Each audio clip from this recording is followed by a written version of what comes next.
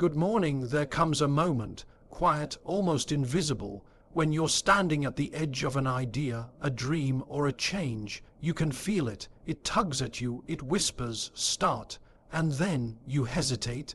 You tell yourself, "I need more time. I need a better plan. I need someone to say it's okay." But let me tell you something. You don't need permission. You don't need perfect conditions. You need one thing: the courage to act. That's it. The people who change the world, who shape industries, who turn ideas into revolutions. They didn't wait. They just did it. They stumbled, they failed, they got it wrong. But they moved, and in movement they discovered clarity, strength, and breakthrough. You already know what you need to do. Deep down, you know the project you've been putting off, the call you've been scared to make, the change you've been afraid to begin. You don't need more time. You need less fear. The truth is, action isn't a luxury. It's a responsibility, because every second you delay is a second lost to what could have been. The future isn't written in your plans or in your dreams. It's written in your steps.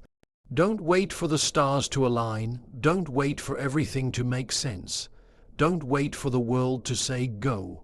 Just do it. Start now. Start messy. Start scared. Just start. And once you do, don't stop. Momentum is more powerful than motivation. You'll figure it out as you go, and you'll be amazed what unfolds when you choose progress over perfection. The future belongs to the bold. So, what are you waiting for?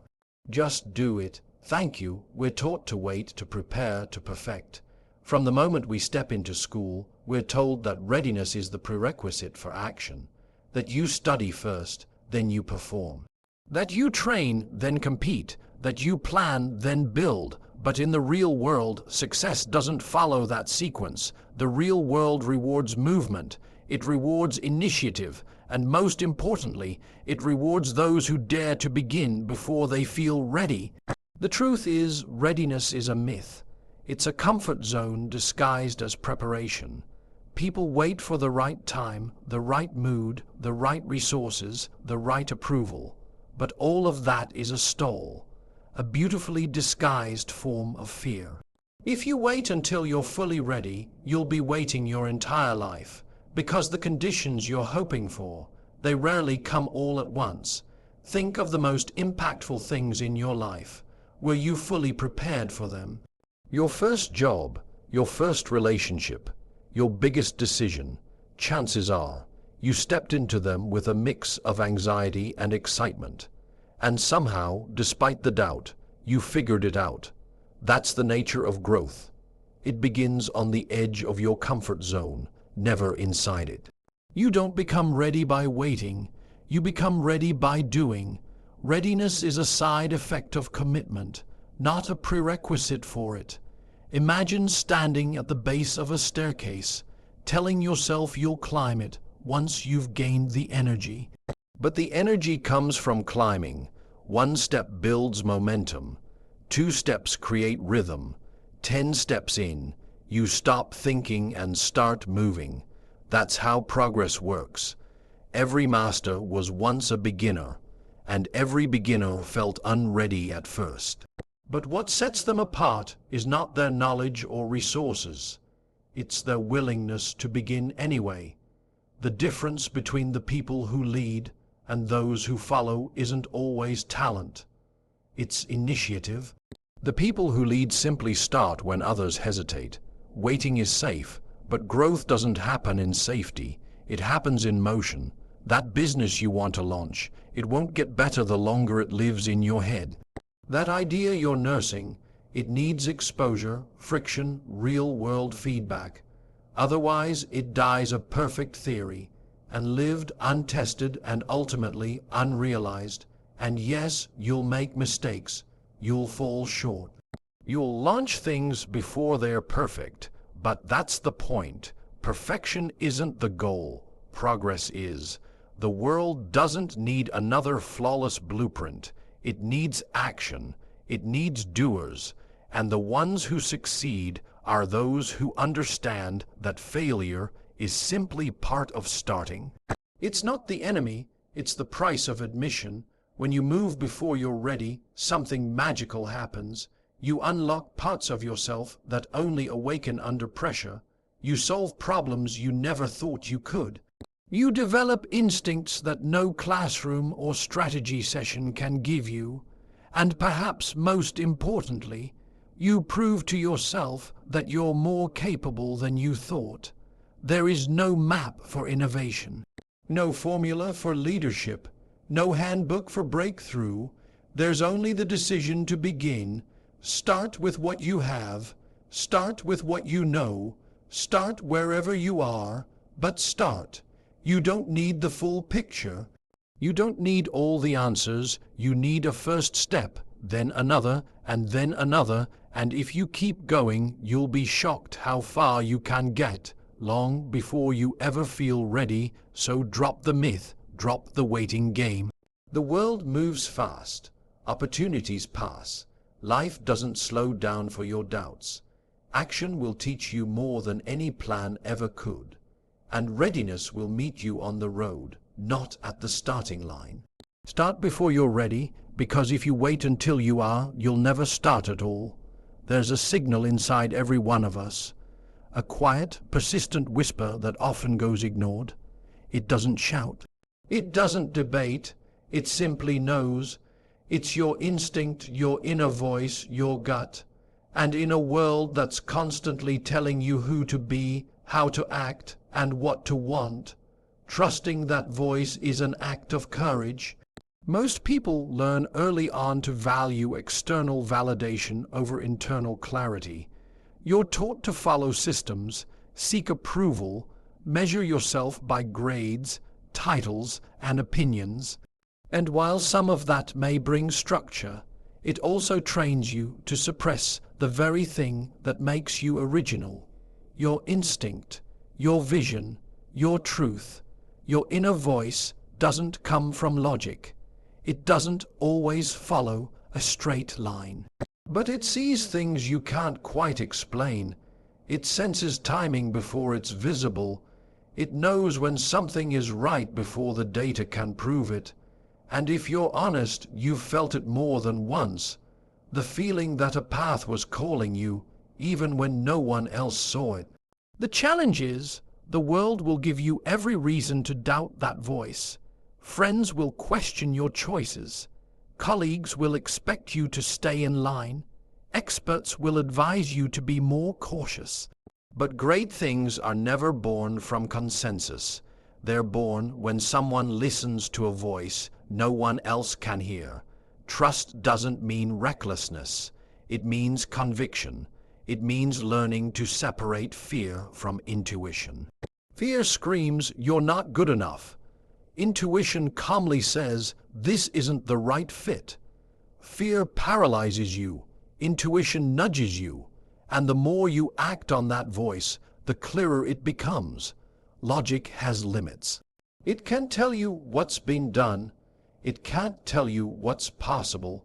Your inner voice is not bound by past data.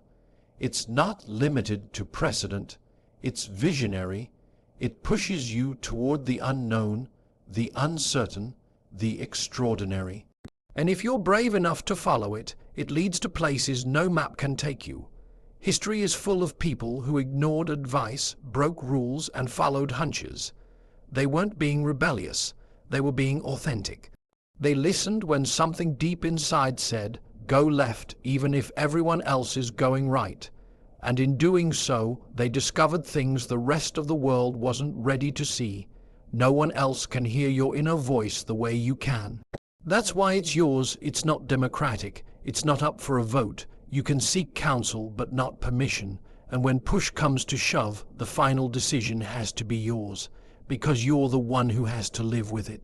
There will be times when trusting your inner voice means standing alone, when your path doesn't make sense to others.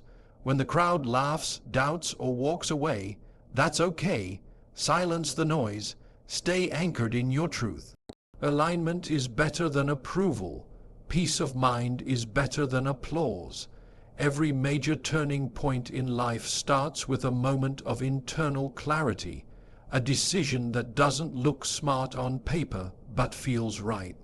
A step that's hard to explain but impossible to ignore. That moment comes only if you're quiet enough to listen. If you drown your days in distractions, you'll miss it. If you live on autopilot, you'll silence it. But if you slow down, if you tune in, you'll hear it. Your inner voice is not perfect. It won't protect you from every mistake, but it will keep you aligned with who you are. And that alignment is what builds integrity, confidence, and fulfillment. It's what makes you whole in a world that often asks you to be fragmented. When you trust your inner voice, you stop asking for directions from people who've never been where you're going. You stop editing your vision to make it digestible for others. You stop waiting for permission to be who you already are. That voice inside you, it's not naive, it's not reckless, it's not emotional nonsense. It's your clearest compass. And sometimes the most intelligent thing you can do is listen and follow. Fear is immediate. It shows up in the moment. It lives in your chest, your throat, your stomach. It tells you not to speak up, not to try, not to reach too far. It convinces you that today is not the day, that you're not ready, that failure is too big a risk. Fear is loud. It wants to protect you, but in doing so, it often traps you. Regret is silent. It doesn't show up right away, it waits. It visits later, in quiet hours, long nights, and years down the road. Regret doesn't shout. It whispers. It asks questions like, what if you had tried? Or what could have happened if you had said yes? Unlike fear, regret doesn't pass quickly. It lingers. It stays with you. The problem is, fear disguises itself as logic. It makes you believe that playing small is smart, that waiting is wise, that not taking the leap is actually maturity. But more often than not, what you're calling wisdom is really hesitation. What you're labeling as caution is actually a fear of failure, judgment, or discomfort. Fear is a short-term emotion. It peaks right before you do something meaningful. It rises when you're about to stretch yourself. And once you move through it, it fades. You make the call, you take the stage, you hit publish, and suddenly the fear is gone. In its place is momentum, clarity, pride. Fear doesn't live in action. It lives in delay. Regret, on the other hand, is long-term. It grows with age. It deepens with time. You may not feel it today, but one day you'll look back and realize the moment passed. The chance was missed. The door closed. And you'll wonder why you let fear talk you out of something your heart was screaming for. People rarely regret the risks they took. They regret the ones they didn't. Not because every risk leads to success, but because every risk leads to growth. Even when you fall short, you learn, you adapt, you become better. But when you don't try at all, there's no lesson, only the ache of potential left unexplored. The fear of failure keeps people stuck. But failure is not the worst outcome. The worst outcome is inaction. It's the story you never wrote, the business you never started, the life you never designed. You tell yourself, I'll try later, but later is a myth. Later becomes never, and never becomes regret. Fear asks, what if it goes wrong? But there's a more powerful question. What if it goes right? What if the conversation changes your relationship? What if the risk opens the next chapter of your life? What if the step forward is the one that rewrites your story? You don't need to eliminate fear. You need to move with it. Courage isn't the absence of fear, it's doing the thing anyway. It's looking fear in the eye and saying, you can ride with me, but you don't get to steer. The people who make a difference in the world feel fear too. They just don't obey it. The clock is always ticking. Every day you postpone your dream, your purpose, your change. You're making a trade. You're trading a moment of safety for a lifetime of wondering. You're trading a short-lived discomfort for a long-term void. And one day you'll realize that the cost of fear wasn't just lost opportunity. It was lost time. Time you can't get back. You won't remember every fear. You won't recall each time you felt nervous or unsure, but you will remember the chances you didn't take, the words you didn't say, the moments you shrank when you could have stood tall. That kind of regret stays with you, not to punish you, but to remind you that your time here is limited. So when fear rises, recognize it, but don't submit to it. Use it as a signal that you're about to do something meaningful, something that matters, something that stretches you. And when faced with the choice between temporary fear and permanent regret, choose fear. Every time, because fear passes, but regret doesn't. Ideas are everywhere, they're cheap, they're abundant. Almost everyone has a great idea for a product, a business, a book, or a solution. But ideas don't build companies. Ideas don't change lives. Execution does. The difference between a visionary and a doer lies in one word: implementation. A strategy on paper is useless if it doesn't translate into action. It's not the sophistication of your plan, it's your ability to make it real. That's what sets successful people apart. Not their intelligence, not their creativity, but their relentless commitment to follow through. You can spend weeks brainstorming. You can map out every possibility, analyze every risk, build the perfect model. But unless you execute, nothing changes. Movement beats meditation. You don't need another whiteboard session. You need forward motion. Perfection is the enemy of progress. People delay execution in the name of excellence, but what they're really doing is avoiding vulnerability. Execution means putting your work into the world before it's polished. It means being open to feedback, to failure, to friction. That's uncomfortable, but it's where growth happens. Success isn't about having the best idea. It's about having the discipline to act on a good idea consistently. The world doesn't reward potential, it rewards results. You may have a better idea than the person next to you, but if they execute and you hesitate, they win. Simple as that. Execution is a mindset. It's about biasing toward action. Instead of saying we should, you say we will. Instead of asking is it ready, you ask what's the first step. You trade theory for testing. You move fast, you break things, you learn, and then you do it again. Strategy is only as valuable as your ability to deliver on it. A startup with mediocre strategy and great execution will always outperform a brilliant strategy with no follow-through. Why? Because results are born from effort, not ideas. Doing beats knowing. Most people overthink. They're addicted to analysis. They want to know how it all ends before they begin. But execution is rarely linear. You won't figure everything out in advance. You'll make better decisions once you're moving. Insight doesn't come before the action. It comes from the action. Waiting for clarity before you act is backwards. Clarity comes through engagement. You won't know how good your product is until users try it. You won't know if your message lands until people hear it.